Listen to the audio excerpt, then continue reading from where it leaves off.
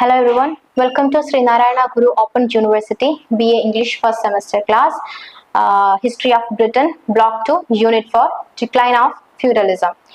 The text or the unit explains the various factors that led to the decline of the feudalism or the feudal system in England, including political changes, new military technology, the Black Death and its impact on trade and farming.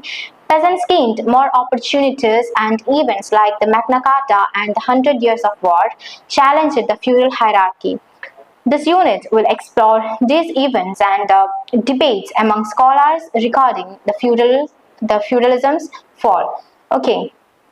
The feudalism and the feudal system generally applied to the early and central middle ages are the period from 5th century to the 12th century. അപ്പം 5th century 12th century 5th century 12th centuryയുടെ സെഞ്ചുറികളിലൊക്കെ middle ഏജസിൽ central middle ഏജസിലൊക്കെ use ചെയ്തിരുന്ന ഒരു term ആണ് feudalism അല്ലെങ്കിൽ feudal system എന്ന് പറയുന്നത് ജനറലി യൂസ് ചെയ്തിരുന്ന ഒരു ടേം ആണ്. ഓക്കെ, 5th സെഞ്ചുറിയിൽ വെസ്റ്റേൺ യൂറോപ്പിന് എന്ത് ചെയ്തു? അതിന്റെ സെൻട്രൽ പവർ എല്ലാം ലോസ്റ്റ് ആയി, നഷ്ടപ്പെട്ടു.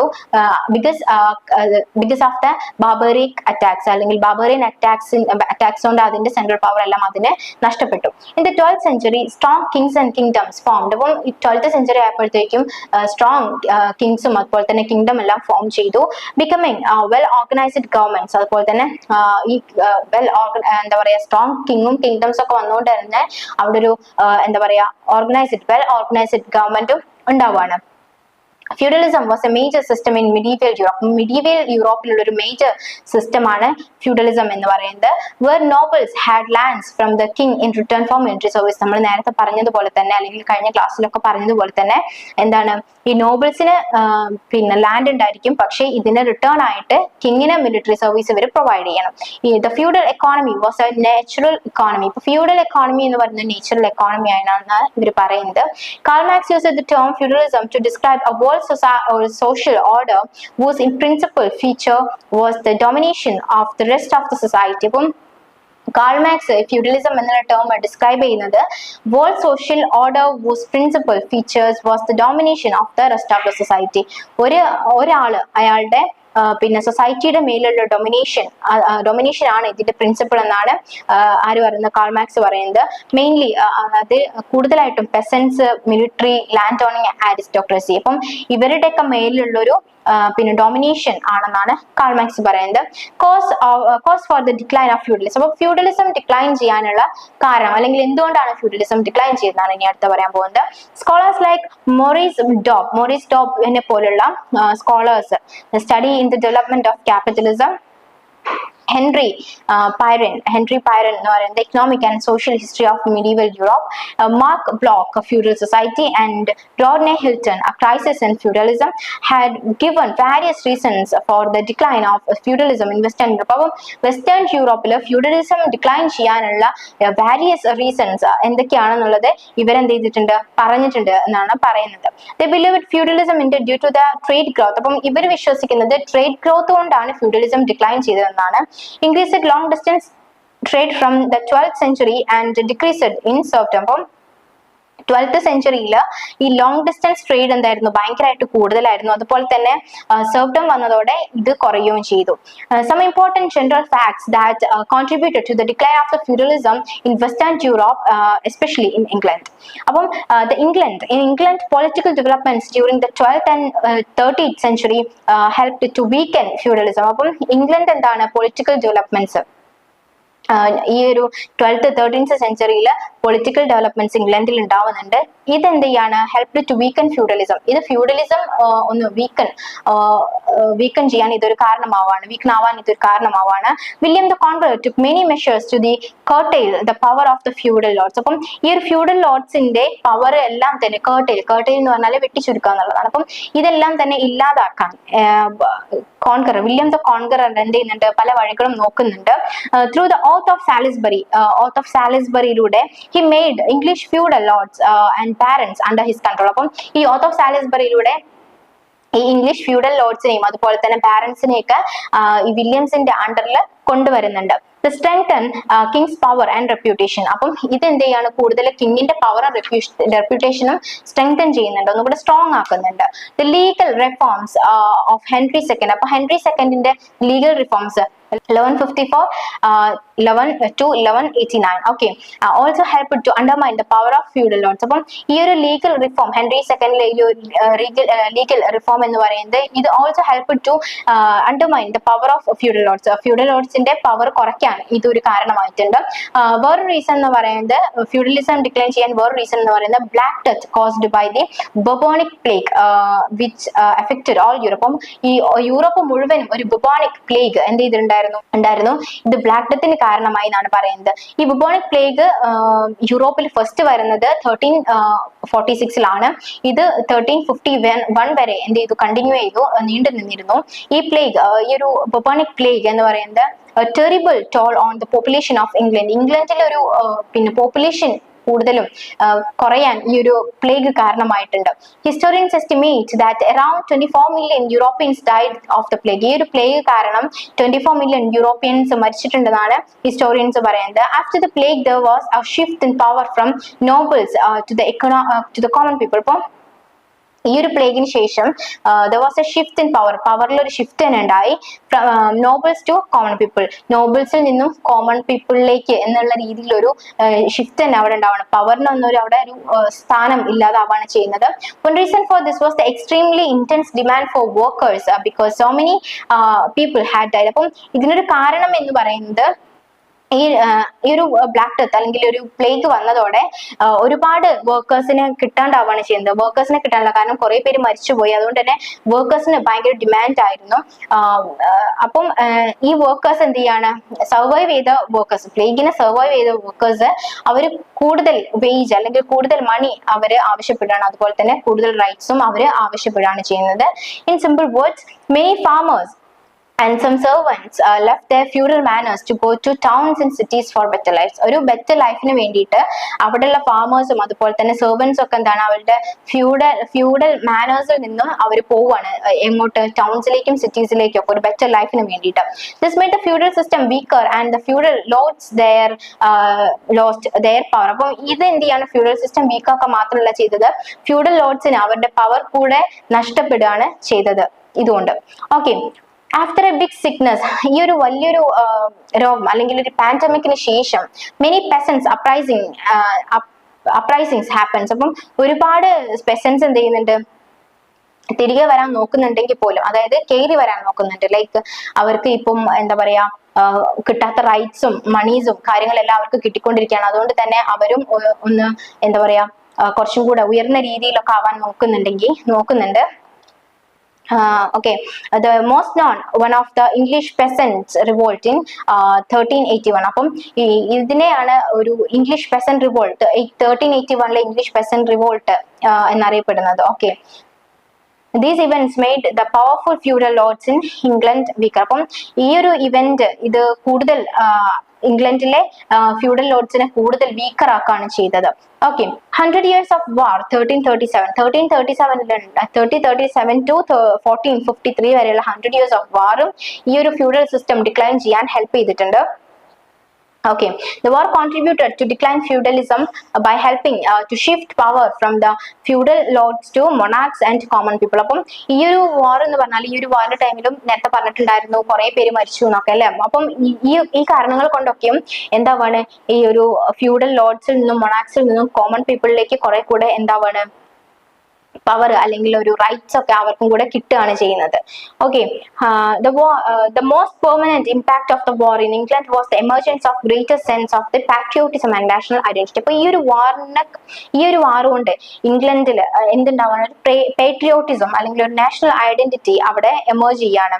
Okay, after the war many English peasants and common people felt more loyal to their monarchs. അപ്പം ഈ ഒരു വാറിന് ശേഷം ഈ ഇംഗ്ലീഷ് പെസൻസിന് അല്ലെങ്കിൽ കോമൺ പീപ്പിൾസിന് എന്താണ്, more loyal to their monarchs, അവരുടെ മൊണാക്സിന്റെ അടുത്തും അതുപോലെ തന്നെ ഫ്യൂഡൽ ലോർഡ്സിന്റെ അടുത്തും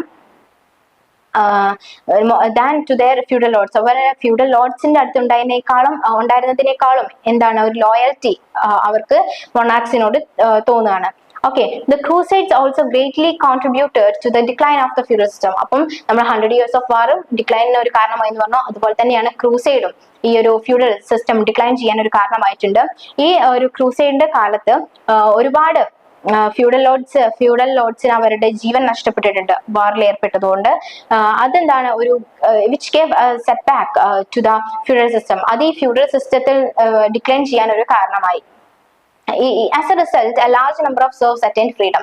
അപ്പം ഇതിന്റെ റിസൾട്ട് ആയിട്ട് ഒരുപാട് സെർവ്സിന് എന്താണ് ഫ്രീഡം കിട്ടുകയാണ് ചെയ്യുന്നത്. The growth in commercial expansion and revival of long distance trade from the 12th century onwards also caused the decline of feudalism. അപ്പം കൊമേഴ്ഷ്യൽ എക്സ്പാൻഷന്റെ ഒരു ഗ്രോത്ത് എന്ന് പറയുന്നത് അതുപോലെ തന്നെ ലോങ് ഡിസ്റ്റൻസ് ട്രേഡും 12th സെഞ്ചുറിയിൽ എന്താവാണ് ഈ ഫ്യൂഡലിസം ഡിക്ലൈൻ ചെയ്യാൻ കാരണമാവാണ്. With the growth of trade and commerce, ഈ ട്രേഡിന്റെയും അതുപോലെ തന്നെ കൊമേഴ്സിന്റെയും ഗ്രോത്ത് എന്ത് ചെയ്യാണ് നമ്പർ ഓഫ് ന്യൂ സിറ്റീസും ടൗൺസും ഒക്കെ എമേർജ് ചെയ്യാൻ കൂടെ കാരണമാവാണ്. ഇത് യൂറോപ്പിൽ കുറെ കൂടെ ന്യൂ ജോബ് ഓപ്പർച്യൂണിറ്റീസും ക്രിയേറ്റ് ചെയ്യുന്നുണ്ട്. Okay, emergence of the trade and the urban cities, urban centers. Okay, now we are going to discuss the emergence of the trades and the urban centers. James Maskell, James Maskell in his magnum opus, അപ്പം അദ്ദേഹത്തിന്റെ magnum opus ബുക്കിനകത്ത് പറയുന്നുണ്ട് എന്ത് inland trade in the medieval England. Medieval ഇംഗ്ലണ്ടിലെ England trade 1150 to 1350 വരെയുള്ള ഈ ഒരു inland trade എന്ത് ചെയ്യുന്നുണ്ട് aptly remarks about the development of trade and commerce in medieval England. അപ്പം ഈ മിഡീവൽ ഇംഗ്ലണ്ടിലെ ട്രേഡിന്റെയും കൊമേഴ്സിന്റെ ഒക്കെ ഡെവലപ്മെന്റ് തന്നെയാണ് ഇത് കാണിക്കുന്നതെന്നാണ് പറയുന്നത്. By the end of the 13th century ഇംഗ്ലണ്ടിൽ 13th centuryയുടെ എൻഡോട് കൂടി എന്താണ് had developed sophisticated commercial economy. ഇവിടെ ഒരു സൊഫിസ്റ്റിക്കൽ കൊമേഴ്ഷ്യൽ എക്കണോമി ഡെവലപ്പ് ചെയ്തിരിക്കുകയാണ്. That embraced all levels of society.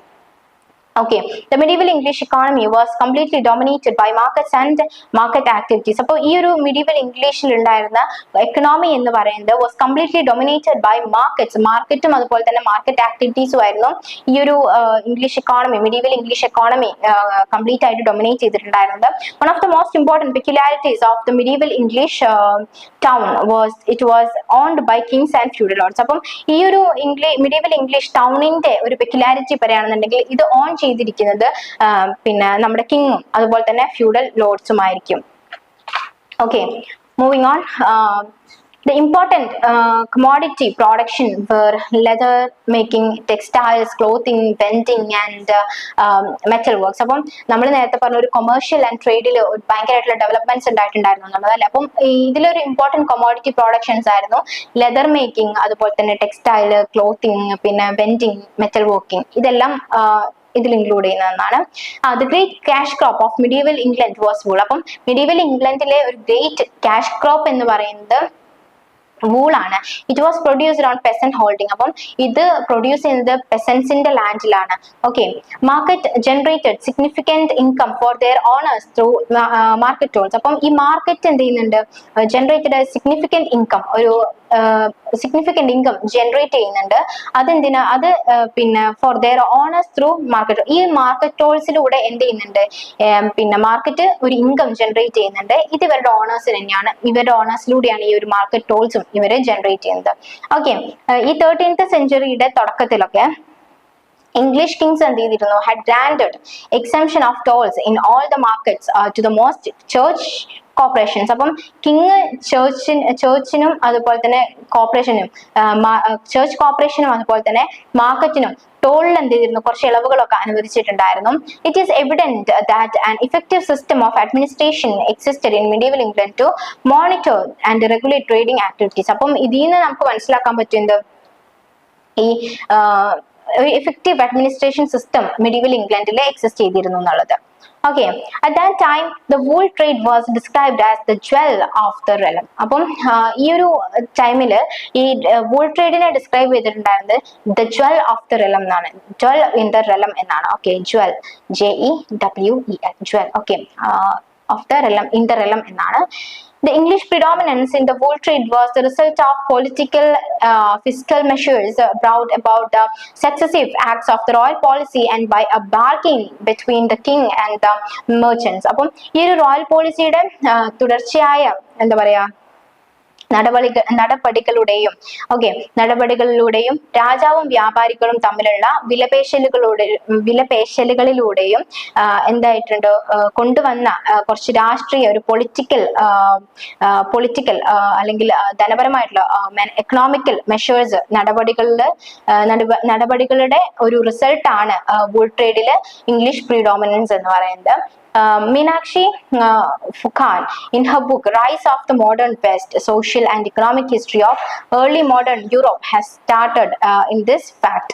Okay, there is no official written evidence of guilds exist in the England prior to the 9th century. അപ്പോൾ 9th centuryയിൽ guilds exist ചെയ്തിരുന്നു, ഇംഗ്ലണ്ടിൽ exist ചെയ്തിരുന്നു എന്നതിനുള്ള ഒരു written evidence ഒന്നും ഇല്ല.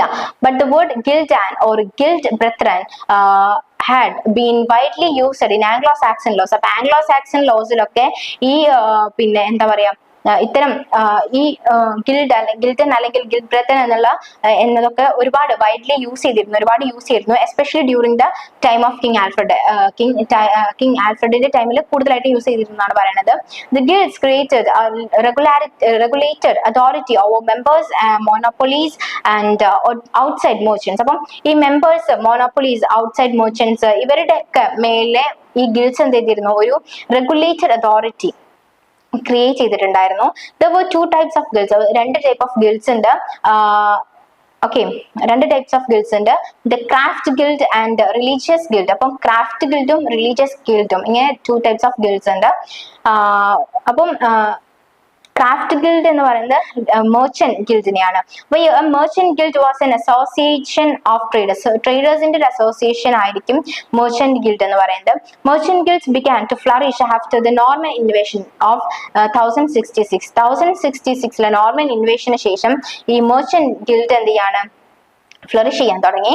The unique feature of the merchant guild was their involvement in long distance commercial and local wholesale trade. അപ്പം ഈ ഒരു മെർച്ചന്റ് ഗിൽഡിന്റെ ഒരു യുണീക് ഫീച്ചർ എന്താണെന്ന് വെച്ചാൽ ഇവരെന്താണ് long distance commerce and local wholesale ട്രേഡിലൊക്കെ കൂടുതലായിട്ടും ഇൻവോൾവ്ഡ് ആയിരുന്നു എന്നുള്ളതാണ്. Okay, merchant guilds played a very crucial role in the development of medieval England's internal and external trade. അപ്പം medieval ഇംഗ്ലണ്ടിന്റെ ഇന്റേണൽ ആൻഡ് എക്സ്റ്റേണൽ ട്രേഡിലൊക്കെയും ഈ ഒരു മെർച്ചന്റ് ഗിൽഡ്സ് എന്ത് ചെയ്തിട്ടുണ്ട്, ഒരു ക്രൂഷ്യൽ റോൾ തന്നെ ഇതിന്റെ ഒരു ഡെവലപ്മെന്റിനെ ഇവർ പ്ലേ ചെയ്തിട്ടുണ്ടെന്നാണ് പറയുന്നത്. Next is black death. Black Death was one of the most devastating pandemics in human history. തന്നെ ഒരു devastating pandemic ആണ് ബ്ലാക്ക് ഡെത്ത് എന്ന് പറയുന്നത്. The death toll reached its peak in Europe between 1348 and 1315. അപ്പം ഈ ഒരു black death യൂറോപ്പിൽ എത്തുന്നത് 1348 അതുപോലെ തന്നെ 1350s okay. It caused an outbreak of plague. അപ്പം ഇത് പ്ലേഗിന്റെ ഒരു ഔട്ട്ബ്രേക്കിന് ഇത് കാരണമാവുന്നുണ്ട്. It began in Asia and spread throughout the Mediterranean and European through the trading ship. അപ്പം ഇത് ഏഷ്യയിലും തുടങ്ങുന്നുണ്ട്, സ്പ്രെഡ് ചെയ്യാൻ തുടങ്ങുന്നുണ്ട് ത്രൂ ഔട്ട്. എങ്ങനെയാന്ന് വെച്ചാൽ ഈ മെഡിറ്ററേനിയൻ ആൻഡ് യൂറോപ്യൻ ട്രേഡിംഗ് ഷിപ്സിലൂടെ ഇതെന്താണ് ഏഷ്യയിലും സ്പ്രെഡ് ചെയ്യാൻ തുടങ്ങാണ്. The unhygienic condition in which people lived contributed significantly to the spread of the bubonic plague. അപ്പം ഈ ഒരു ബബോണിക് പ്ലേഗ് ഉണ്ടാവാൻ കാരണം അല്ലെങ്കിൽ എന്താന്ന് വെച്ചാല് ജനങ്ങളുടെ അൺഹൈജീനിക് ആയിട്ടുള്ള ലൈഫാണ്, അല്ലെങ്കിൽ അവരുടെ അൺഹൈജീനിക് ആയിട്ടുള്ള ഒരു ജീവിത രീതിയാണ് ഈ ഒരു ബബോണിക് പ്ലേഗ് ഉണ്ടാവാനുള്ള കാരണം. Any transmissible disease will spread easily in such condition. അപ്പം ഇത്തരത്തിലുള്ള കണ്ടീഷനിൽ ഏതൊരു ട്രാൻസ്മിസിബിൾ ആയിട്ടുള്ള ഡിസീസും ഏതൊരു രോഗവും എന്താണ് പിടിപെടാൻ ഭയങ്കര എളുപ്പമാണെന്നാണ് പറയുന്നത്. One benefit of the black death was the establishment of the idea of the quarantine in Dubrovnik. അപ്പം ഈ ഡുബ്രോണിക് എന്നത് ഇപ്പൊ മോഡേൺ ക്രൊയേഷ്യയിലെ ഒരു സിറ്റിയാണ് ഡുബ്രോണിക് എന്ന് പറയുന്നത്. In 1377 after continuing outbreaks. അപ്പം ഈ ഒരു പിന്നെ ബ്ലാക്ക് ഡെത്തിന്റെ ഒരു ബെനിഫിറ്റ്, ഇത് വന്നതുകൊണ്ടുള്ള ഒരു ബെനിഫിറ്റ് എന്താണെന്ന് വെച്ചാൽ ഈ ഐഡിയ ഓഫ് ക്വാറന്റൈൻ എന്നുള്ള ഒരു ഐഡിയ ഉണ്ടല്ലോ, അത് എസ്റ്റാബ്ലിഷ് ചെയ്യുന്നത് ഈ ഒരു ബ്ലാക്ക് ഡെത്ത് വന്നതോട് കൂടിയിട്ടാണ്. ഓക്കെ, ഇത് ആദ്യം എസ്റ്റാബ്ലിഷ് ചെയ്യുന്നത് ഡുബ്രോണിക് എന്നുള്ള ഒരു ഇപ്പോഴത്തെ ക്രൊയേഷ്യൻ സിറ്റിയാണ് ഡുബ്രോണിക്. അവിടെയാണ് ഇത് ആദ്യമായിട്ട് എസ്റ്റാബ്ലിഷ് ചെയ്യുന്നത്. Okay, the Black Death is estimated to have killed 30% to 60% of European population. European populationന്റെ 30 to 60% ആളുകൾ വരെ ഈ ഒരു പ്ലേഗിൽ മരിച്ചുപോയി എന്നാണ് പറയുന്നത്. It took 150 years of Europe's population to recover. The plague returned at various times, killing more people until it left Europe in 19th century. അപ്പം ഈ ഒരു 150 years എടുത്തു ഇതിൽ നിന്നും യൂറോപ്പിന് എന്താവാൻ, പോപ്പുലേഷനിൽ ഒരു റിക്കവർ ഉണ്ടാവാൻ 150 years എടുത്തു Europe. Okay, the plague returned at various times. അപ്പം പ്ലേഗ് പിന്നെയും ഒരുപാട് ടൈംസിലൊക്കെ ആയിട്ട് പിന്നെയും പല ടൈംസിലൊക്കെ ആയിട്ട് പിന്നെയും വന്നു. And killing more people until it left Europe. 19th സെഞ്ചുറിയിൽ യൂറോപ്പിൽ ഈ ഒരു പ്ലേഗ് യൂറോപ്പിൽ നിന്ന് പോകുന്നത് അല്ലെങ്കിൽ ഇല്ലാണ്ടാവുന്നത് 19th സെഞ്ചുറിയിലാണ്. അപ്പൊ അതുവരെ ആളുകൾ ഈ പ്ലേഗ് ബാധിച്ച് മരിക്കുകയും ചെയ്തിട്ടുണ്ടായിരുന്നു. Okay, now effects of the black death. ഇനി പറയാൻ പോകുന്നത് ബ്ലാക്ക് ഡെത്തിന്റെ ഇഫക്ട്സ് ആണ്. deeply affected the social, economic and religious sphere. അപ്പം ഇത് കൂടുതലായിട്ട് എഫക്ട് ചെയ്തത് social, economic, religious sphere-ലാണ്. Among the most important immediate consequences of the Black Death in England was a shortage of farm labor. അപ്പം ഇതിലൊരു most important അല്ലെങ്കിൽ ഒരു consequences എന്താന്ന് വെച്ചാല് ബ്ലാക്ക് ഡെത്തിന്റെ കോൺസിക്വൻസസ് എന്താന്ന് വെച്ചാല് ഇംഗ്ലണ്ടിൽ എന്ത് ചെയ്തു, ഫാം ലേബേഴ്സിന്റെ ഒരു ഷോർട്ടേജ് ഉണ്ടായി. the prices of agricultural products also increased. അപ്പം അഗ്രികൾച്ചറൽ പ്രോഡക്ട്സിന്റെ പിന്നെ പ്രൈസ് എന്ത് ചെയ്തു, ഇൻക്രീസ് ചെയ്തു. ലേബേഴ്സിനെ കിട്ടാനില്ല, അതുകൊണ്ട് തന്നെ എന്താണ് അഗ്രികൾച്ചറൽ പ്രോഡക്ട്സിന്റെ പ്രൈസ് ഒക്കെ ഇൻക്രീസ് ചെയ്തു. But the landlords were not ready to agree to the increase in wage level. അപ്പം ഇങ്ങനെയൊക്കെ ആണെങ്കിൽ പോലും ലാൻഡ് ലോഡ്സ് എന്തായിരുന്നില്ല, അവര് ഈ ഒരു പിന്നെ എന്താ പറയാ അവരുടെ ഈ എന്താ പറയാ ഫാമേഴ്സിന് അവർക്ക് അവരുടെ വേജ് കൂലി അത് അവര് ഇൻക്രീസ് ചെയ്ത് കൊടുക്കാൻ തയ്യാറായിരുന്നില്ല. It was this backdrop that the parliament passed legislation called the statute of labourers in 1351 under the auspices of king Edward III. അപ്പം കിങ് എഡ്വേർഡ് III ആഭിമുഖ്യത്തില് പാർലമെന്റ് ഒരു ലെജിസ്ലേഷൻ പാസ്സാക്കാണ്. അതിനെ പറയുന്നതാണ് സ്റ്റാച്യൂ ഓഫ് ലേബറേഴ്സ്. ഓക്കെ, അപ്പം ഇത് ഇത്രയൊക്കെ ബാക്ക്ഡ്രോപ്സ് അല്ലെങ്കിൽ ഇത്രയൊക്കെ പോരായ്മകൾ ഉണ്ടായിരുന്നെങ്കിൽ പോലും പാർലമെന്റ് എന്ത് ചെയ്യണം, ഒരു ലെജിസ്ലേഷൻ പാസ്സാക്കാണ്. Okay, the legislation also made an offense for landless man to seek a new master or to be offered higher wages. അപ്പം ഈ ഒരു ലെജിസ്ലേഷനിൽ പറയുന്നത് എന്താന്ന് വെച്ചാല് ഒരു ലാൻഡ്ലെസ് മാന് അയാൾ പുതിയൊരു മാസ്റ്ററിനെ കാണുകയോ അല്ലെങ്കിൽ ഒരു മാസ്റ്ററിനെ അന്വേഷിക്കുകയോ അല്ലെങ്കിൽ ഒരു ഹൈലി വേജസ് ഓഫർ ചെയ്യുകയോ ചെയ്താൽ അതൊരു ഒഫൻസ് ആയിട്ടാണ് കണക്കാക്കുന്നത്.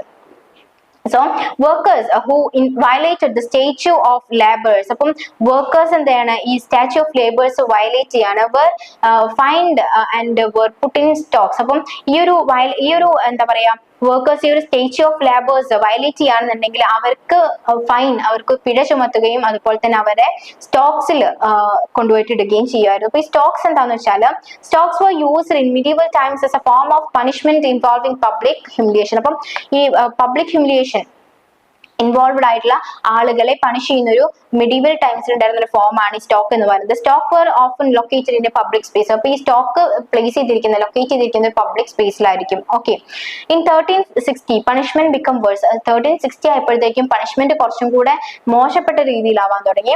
Workers who demanded higher wages were sent to prison. അപ്പം ഭയങ്കര കൂടുതലായിട്ട് കൂലി ചോദിക്കുന്ന വർക്കേഴ്സിനെ ജയിലിലേക്ക് സെൻഡ് ചെയ്യാൻ തുടങ്ങി.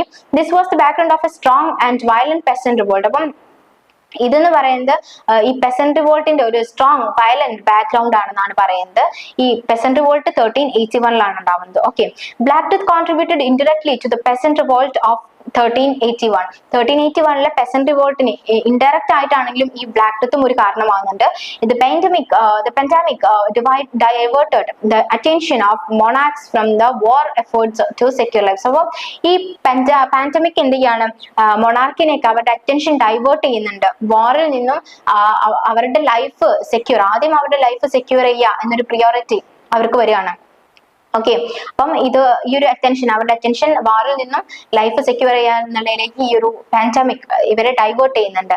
Black death after the black death, ഈ ബ്ലാക്ക് ഡെത്തിന് ശേഷം much of the England's agriculture lands were converted to pasture mainly for sheeps. അപ്പം ഈ ഒരു ബ്ലാക്ക് ഡെത്തിന് ശേഷം ഇംഗ്ലണ്ടിന്റെ അഗ്രികൾച്ചർ ലാൻഡ് ഒക്കെ എന്ത് ചെയ്യാണ്, അത് പാസ്ചറൽ ലാൻഡ് ആക്കിയിട്ട് കൺവേർട്ട് ചെയ്യാണ്, മെയിൻലി ഫോർ ഷീപ്സ്. ഓക്കെ, കൂടുതലായിട്ട് ആടുകൾക്ക് മേയാനും ഒക്കെ ആയിട്ട് പാസ്ചറൽ ലാൻഡ് ആക്കിയിട്ട് അവർ കൺവേർട്ട് ചെയ്യാണ്. Some serfs and peasants who also reared sheep and obtained profit from the sale of wool. അപ്പം ചില സെർവ്സും പെസന്റ് എന്ത് ചെയ്തിരുന്നു, ഈ ഷീപ്സിനെയൊക്കെ റെയർ ചെയ്തിരുന്നു, മേയിച്ചിരുന്നു. And obtained profit from the sale of wool. അപ്പം പിന്നീട് അവർ ഈ വൂൾ സെയിൽ ചെയ്യുന്നതിൽ നിന്നും അവർക്ക് ഒരു പ്രോഫിറ്റും കിട്ടിയിട്ടുണ്ടായിരുന്നു.